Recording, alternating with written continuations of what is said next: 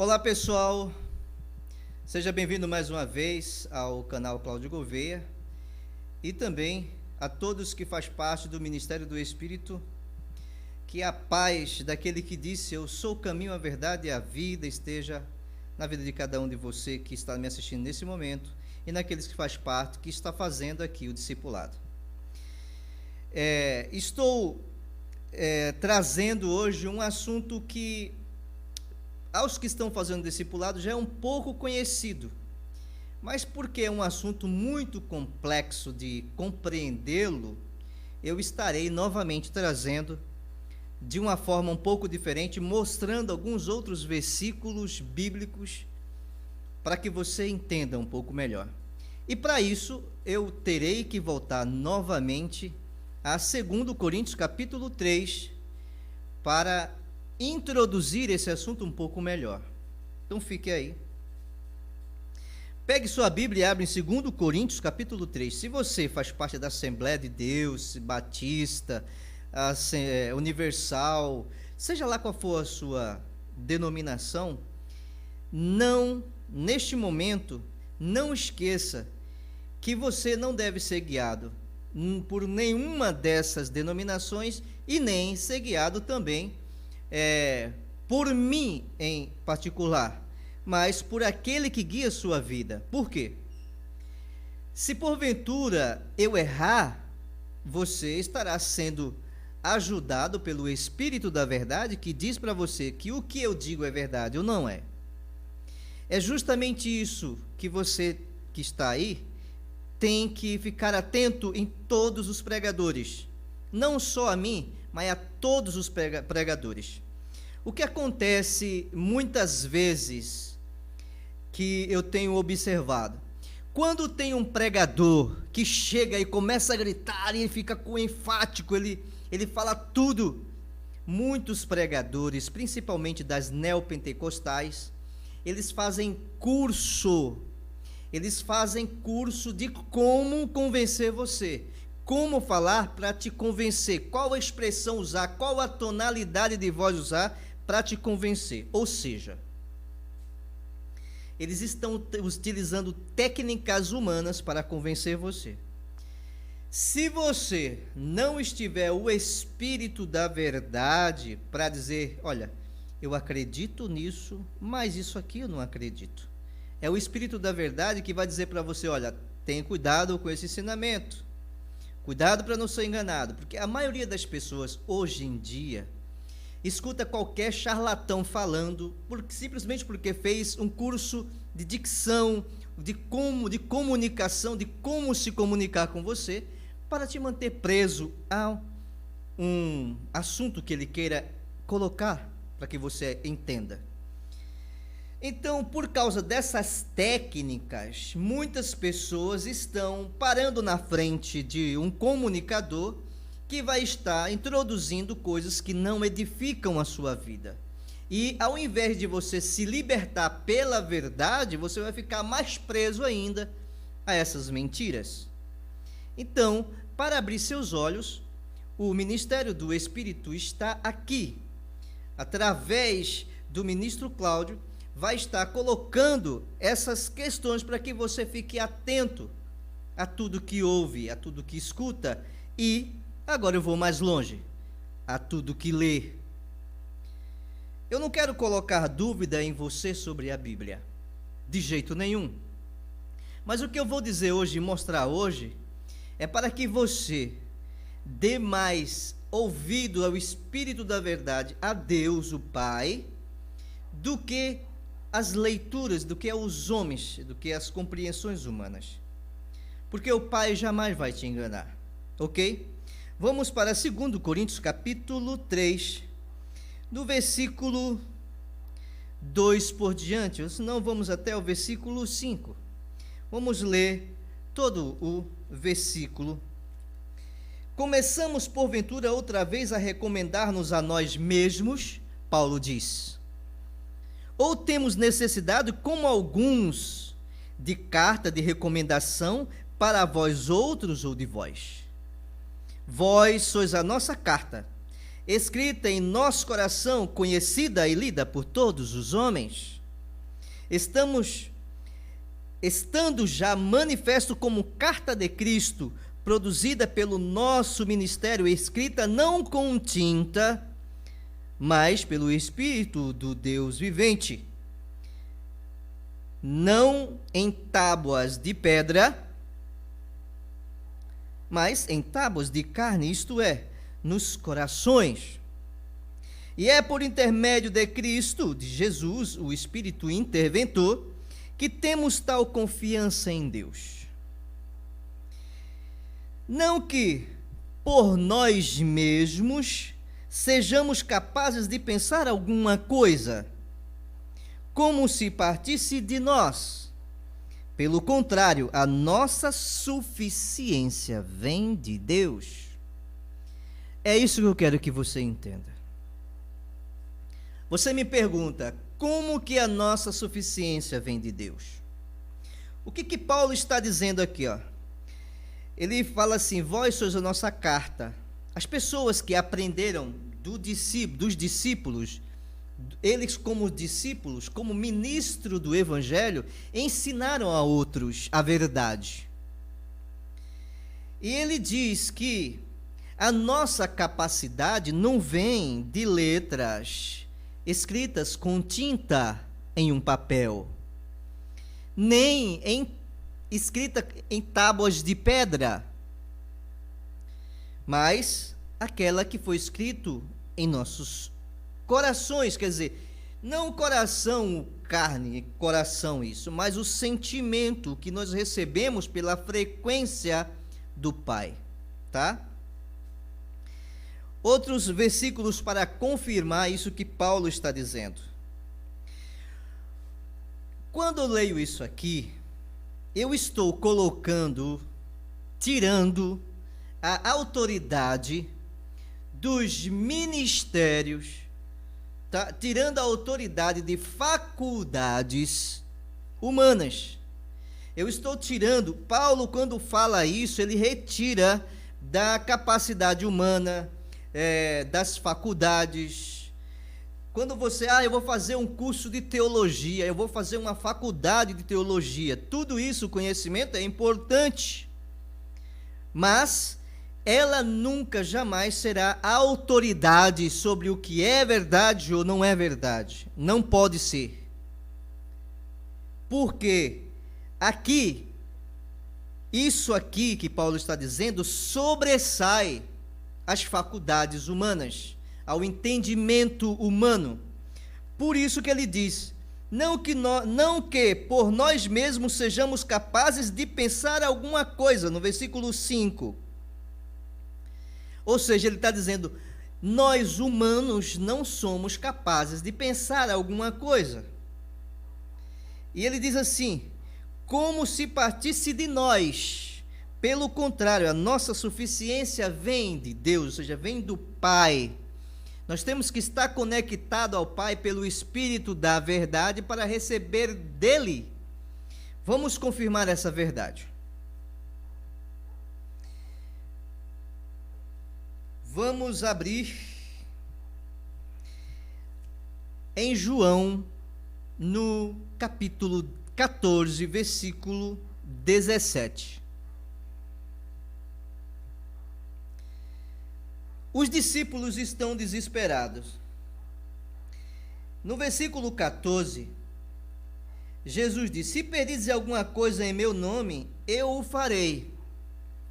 Se me amais, guardais os meus mandamentos. Ou seja, toda equidade, a ação do amor, tudo que é bom, você deve guardar. Os ensinamentos de Jesus é toda a equidade. Depois você lê no dicionário o que significa equidade, você vai entender, tá? Se você não entender o que é equidade. E ele diz assim: e eu rogarei ao Pai, e ele vos dará outro Consolador, a fim de que esteja para sempre convosco. E o Espírito da verdade, que o mundo não pode receber, porque não o vê nem o conhece. O Espírito da verdade que o mundo não pode receber, porque não vê, não conhece, vós conheceis porque ele habita convosco e está em vós. Não vos deixarei órfão, levarei vocês para o Pai. Bom, até aqui, Paulo disse, a nossa capacidade, a nossa suficiência não vem dos homens, ela vem direto de Deus. Aqui Jesus está dizendo como a nossa suficiência vem de Deus. Ele diz que vem pelo Espírito da verdade. A verdade que o mundo, esse Espírito, o mundo não pode receber. Aí nós temos um grande problema, mas que agora você vai abrir sua mente.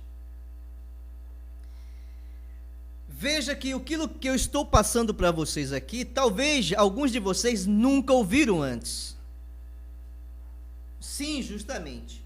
Essa divergência, ela é natural. Quando Jesus disse, eu enviarei outro Consolador, o Espírito da verdade, que o mundo não pode receber. Se o mundo não pode receber, e o mundo, ele convive conosco, significa que nós estaremos falando para eles e eles jamais entenderão o que falamos para eles. As pessoas que são deste mundo, elas nunca entenderão o que nós falarmos para ele. Então, o que acontece? Eles não desistirão de entender essas coisas. Aí eu pergunto, eles podem, em algum momento, entender? Não. Por que eles não podem entender?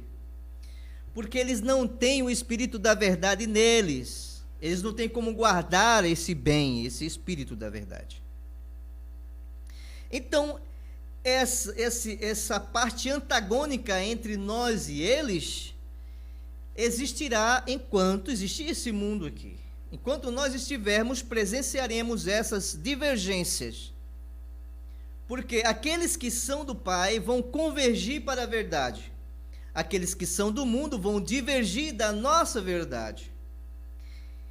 De forma que é como o que o mestre disse: eu não vim trazer a união, mas divisão. Ok? Essa divisão que ele está falando é justamente essa separação do joio e do trigo. O trigo não pode entrar no reino, porque eles não são de lá, não têm qualidade nem sequer para entrar no reino. Ok? Então, por que você diz, poxa, esse povo nunca se junta? Eles ensinam, mas estão sempre brigando, nunca chega num consenso. Nunca chegará em um consenso, nunca queira achar que chegará a um consenso. A questão é,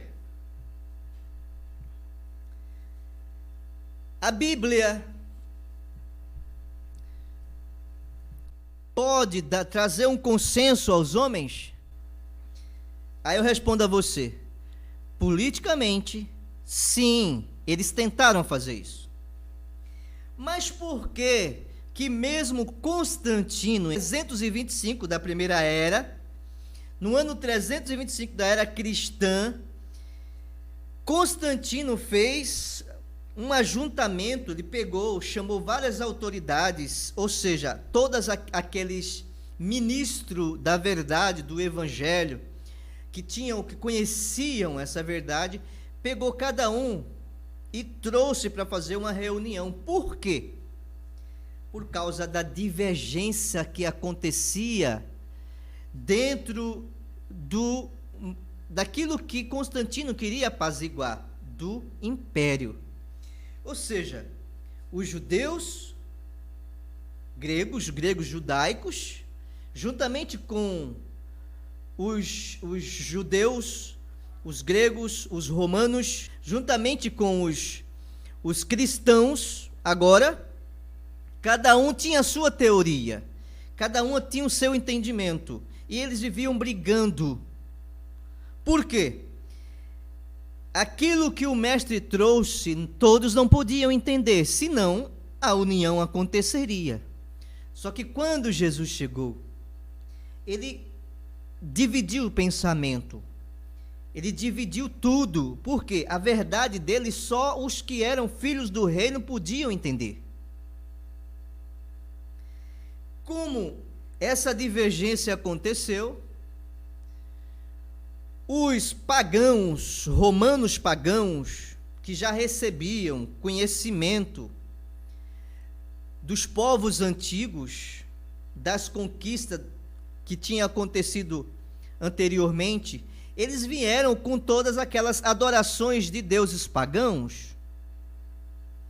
Então o paganismo era comum em Roma, e ela passa para a igreja automaticamente. Só que não é disso que vamos falar. Vamos falar dessa divergência que matou milhões de cristãos. Vejam só. Tem um imperador, depois vocês vão pesquisar, que na época depois de Jesus foi consultar o oráculo de Apolo. Se alguém aí soubesse, o técnico lembrar, ou tiver como falar o nome do imperador, faz uma pesquisa rápida, porque daqui a pouco eu falo para o pessoal o nome do imperador para eles pesquisarem. Então esse imperador, ele foi pesquisar, ele é antes de Constantino, tá? Ele foi pesquisar, falaram Tertuliano, não, Tertuliano ele foi um dos pais da igreja, antes, né, Tertuliano de 170 a 180, por ali. Então o que acontece?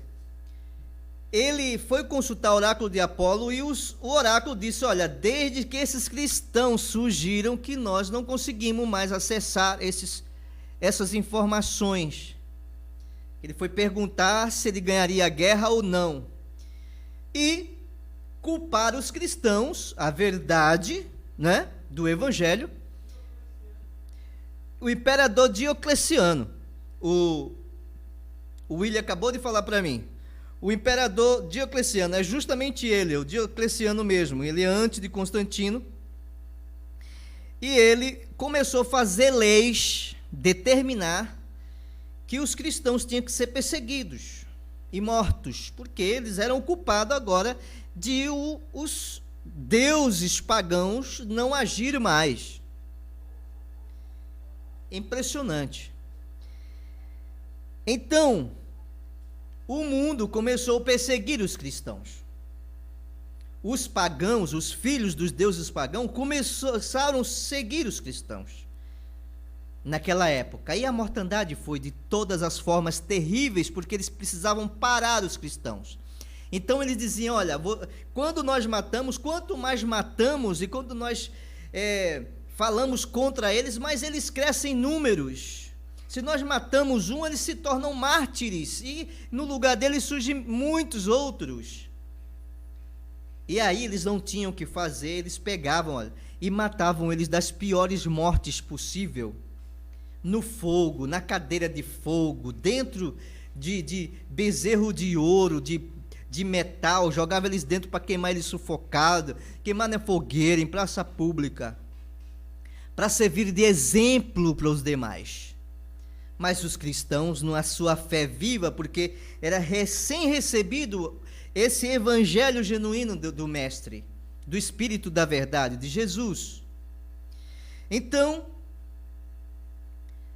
passou-se esse período, como eles viram que não conseguia vencer, o império estava uma bagunça tremenda, era muita mortandade, era muita divergência, era ódio do mundo contra os cristãos fugindo, então eles não tinham paz, o império não tinha sossego. Então surgiu Constantino e precisava apaziguar isso. Ele inventou que teve um sonho, e ele viu, um sol e a cruz de Cristo com as iniciais do nome de Jesus, e ele disse que sobre aquele nome venceria a guerra, essa visão, e ele fez com que todo o império soubesse isso. Por quê? A ideia dele era juntar o império. Então, ele disse: se nós vencermos essa guerra através dessas iniciais, então todo o império será cristão agora. Olha que ideia fantástica. Se ele conseguisse fazer isso, ele ia unir os romanos pagãos, os judeus e os cristãos. Veja que jogada de mestre. O problema que ele não sabia é que existe o espírito da verdade. Eles não contavam com isso. Então, eles, antes até de Constantino, eles já estavam fazendo isso. Antes até de Constantino, eles já tentavam apaziguar, trazer outras ideias do cristianismo. Aí ali a gente passa por Irineu. Depois vocês dão uma olhada no meu canal e vê lá falando sobre Marcião, né? Quando eu estou falando sobre Marcion ou Márcio, está escrito Marcião lá, você vai averiguar nesses vídeos, são vídeos mais antigos, que eu vou estar falando exatamente dessa passagem, onde tem Tertuliano, onde tem Marcião, onde tem Irineu. Irineu, quando você pesquisa e vai estudar a respeito dele, ele não tem início de dia, não tem nome de pai nem de mãe, e ele surge exatamente como surge em qualquer... Hoje em dia é mais sofisticado, agentes secretos são mais sofisticados. Eles têm, sim, já. Mas antigamente, os agentes secretos, eles realmente não tinham nem começo e nem fim de dias, nem pai, nem mãe, não sabia nem onde ia. Simplesmente ele surgia, né? Então, Irineu era um agente secreto de Roma que entrega os irmãos, o principal líder de lá de Lyon, na França, era um bispo chamado Potino. Então, esse Potino, ele era já de idade avançada e ele liderava a igreja cristã, a igreja do Evangelho naquele lugar. É importante vocês saberem isso, por quê? Irineu vai para Roma, eu vou fazer um resumão. Irineu vai para Roma, quando ele chega em Roma, com certeza entrega onde estão os irmãos todos. Os soldados chegam lá em Lyon, na França, e começa a fazer o martírio. Quando Irineu volta para Lyon, ele modifica a teologia que era pregada, que era ensinada, começa a chamar os cristãos de hereges, começa a chamar os cristãos de todo tipo de coisas ruins, para desclassificar, a intenção era desclassificar. Então, Irineu, ele modificou a teologia. Ou seja, o entendimento que Potino tinha, que ele herdou já de discípulo como Paulo, como Marcion, como outros, ele já pegou tudo isso e modificou. Quando Tertuliano chegou, que ele era um advogado, um cara super top, né? Um cara era poliglota, ele era advogado, ele era de uma família bem-sucedida. Quando ele aceitou entrar na igreja, ele se deparou com os ensinamentos de quem? A teologia de Irineu, não a de Marcion. Irineu, que mudou a teologia, ele pegou e inverteu o ensinamento de Marcion. Ele criticava Marcion, que ensinava um outro tipo de entendimento sobre o Evangelho. Marcion, ele dizia que o mundo existia um demiurgo, um ser mau, que era antagônico do Pai, né? Aquele que Jesus falou. E isso, Marcion falava, Platão já falava muito antes. Então, Platão falava essas coisas, ensinava essas coisas. Então vamos lá. Quando Tertuliano teve acesso aos escritos de Irineu, ele ficou boquiaberto e adentrou essa teologia, entendeu a teologia, mas ao se aprofundar, ele descobriu que a teologia de Irineu não era verdade, e ele saiu da igreja romana, se converteu ao montanismo, a Montano, e montou sua própria igreja. Só que os romanos, os líderes, os papas, não falam essa parte de Tertuliano, só fala só aquilo que ele falou mal dos que estavam antes dele. Tá? Tertuliano, depois ele descobre que aquilo que ele aprendeu de Irineu, ou seja, da igreja romana, não era verdade. E saiu, fez protestos terríveis contra eles, mas isso os papas não falam, não ensinam. Aonde eu quero chegar, e para fechar esse vídeo que já está se alongando, é que essa história que nós compreendemos, sem o auxílio do Espírito da Verdade, você não vai entender nada. Por quê? Porque a verdade está mesclada com desinformações, com mentiras. Mentiras com intento político de apaziguamento de um império romano. Foi feito várias alterações para levar o povo a estar numa liga, porque ele não compreendia as coisas do Espírito. Por isso que Paulo diz, o homem material, o homem deste mundo, ele não compreende as coisas do Espírito, que para ele são loucuras. De fato, é loucura. Imagina uma pessoa que recebeu do Espírito da Verdade, a verdade tão profunda e tão forte a ponto de dar a sua vida, saber que vai morrer numa fogueira, saber que vai morrer crucificado, saber que vai morrer numa estaca, saber que vai morrer de várias formas e não renunciar essa fé, essa certeza. Para o homem natural, o homem deste mundo, isso é uma pura loucura. Poxa, por que esse cara não volta atrás? Entende? Depois do ano 1500, quando vem aquela reunião de Trento, que foi feito o concílio de Trento, no ano depois de 1500, não é o de Nicéia é de 325. Depois de 1500, houve através não, de Jâmia não, de Jâmia é antes. Esqueci o nome dele agora, Lutero. Através de Lutero estudando a teologia de Irineu, tudo aquilo que estava dentro do arsenal de conhecimento de livros do Vaticano,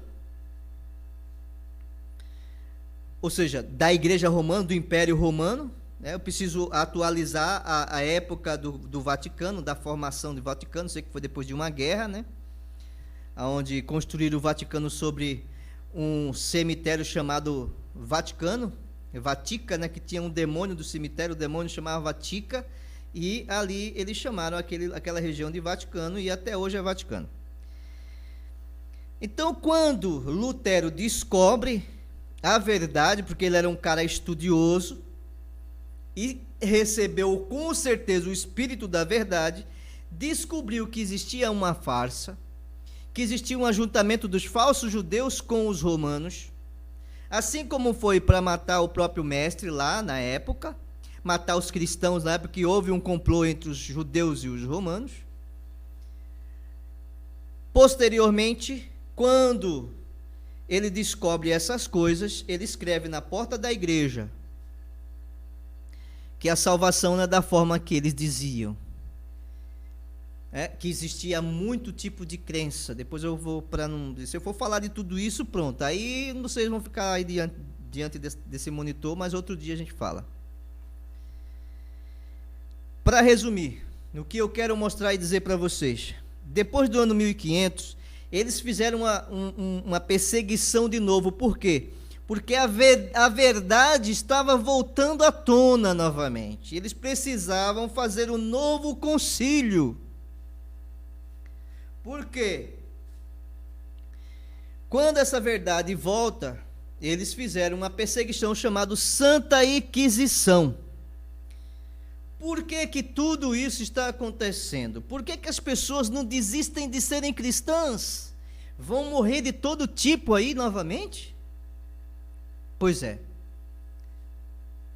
Os que são verdadeiros cristãos, eles não são cristãos porque alguém foi lá, um homem natural, uma Bíblia foi lá, um pregador foi lá e convenceu ele, para ele ter essa fé.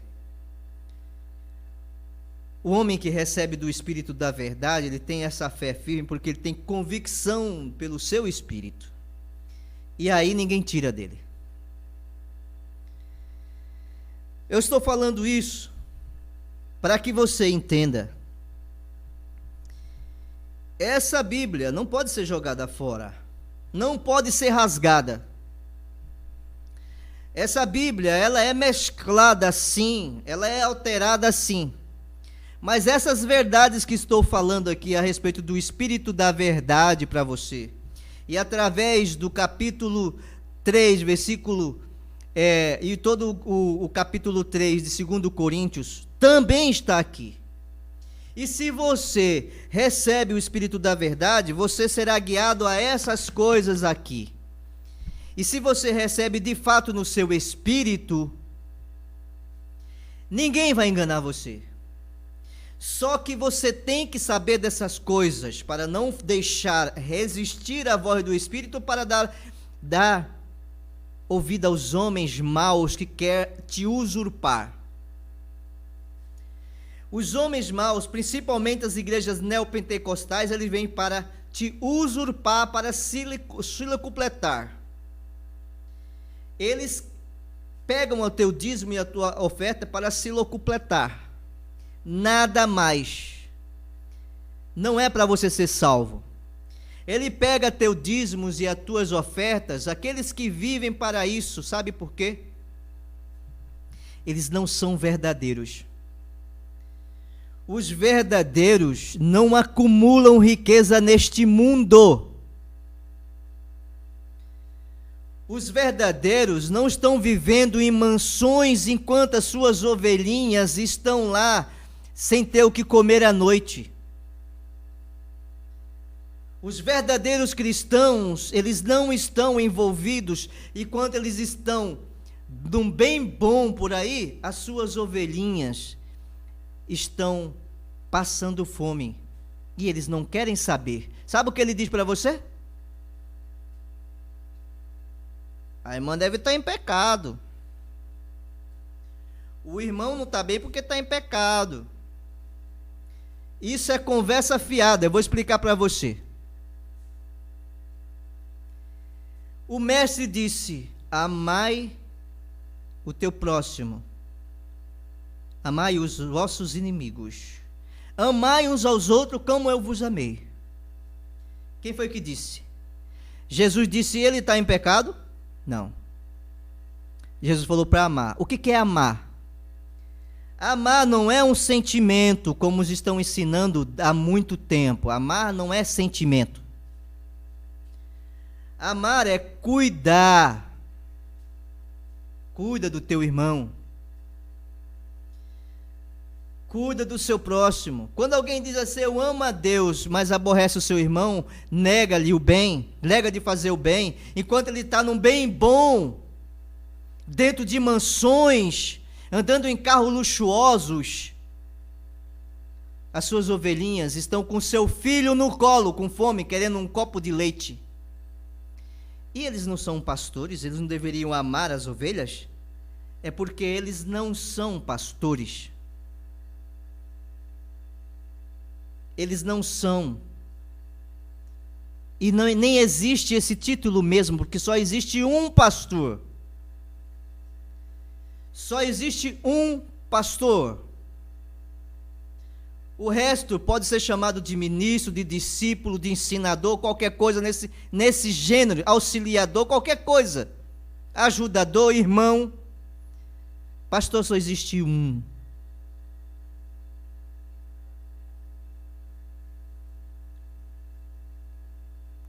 Se você receber do Espírito da verdade, se você morar nessa cidade chamada Gameleira, você vem ao endereço que estamos colocando. E você vai entender a verdade por aqui. Não é a Bíblia que mostra a verdade. É o Espírito da verdade que te guia a toda a verdade. Não é o pregador que está em cima, que fez um curso de retórica para ensinar você e te convencer que deve ser, te convencer. Mas o convencimento teu tem que vir pelo Espírito da verdade, para saber que o que eu estou dizendo é mentira ou não. Como Paulo diz, vós sois nossa carta, lida por todos os homens. Então, quem tem o Espírito vai ler aquilo que eu estou dizendo, se é ou não de Deus, se é ou não do Pai. Fiquem na paz. Não esqueçam, se forem da cidade de Gameleira, venham às reuniões. Quando abrirmos, estaremos colocando a data que estaremos voltando às reuniões. Por causa desse vírus, né? Dos comunistas, para favorecer os comunistas, desde o início que eu falei isso. Depois que tudo tiver resolvido, estaremos voltando às reuniões. Tá? Estamos evitando fazer essas reuniões para evitar também perseguições. Porque nós sabemos como funciona o mundo. Então, inscreva-se no canal, dê seu like. Inscreva-se, divulgue esse ministério, divulgue esse ensinamento, para que outras pessoas não permaneçam debaixo de julgo desigual, de julgo de mentirosos, de julgo de falsos ensinadores, de falsos pastores. Forte abraço, que a paz daquele que disse, eu sou o caminho, a verdade e a vida, esteja sobre você, em nome de Jesus.